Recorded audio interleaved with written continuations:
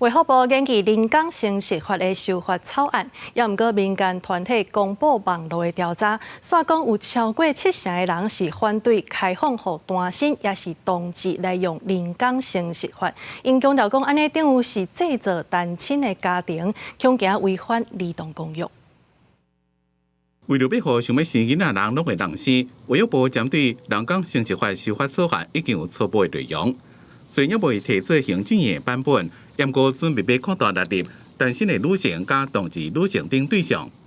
但是民间团体最近针对全台湾的民众进行代理孕母合法化知识态度问卷调查，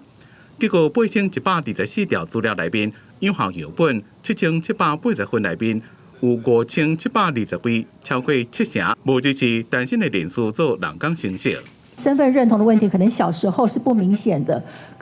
可是当他们长大以后。成年以后，对他们来讲，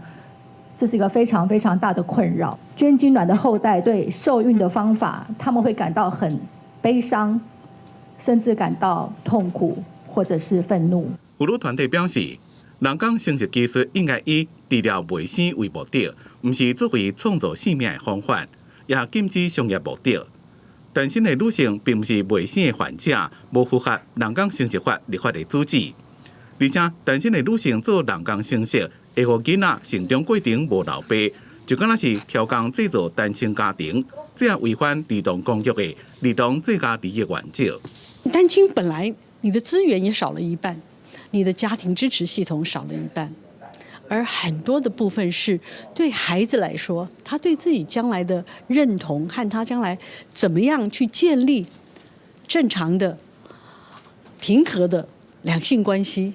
那都是我们必须要考虑的。因为目前人工生殖法并无具体的修法时程甲目标，卫福部按算伫咧旧历过年了开2场公听会，来决定人工生殖法应该安怎修法。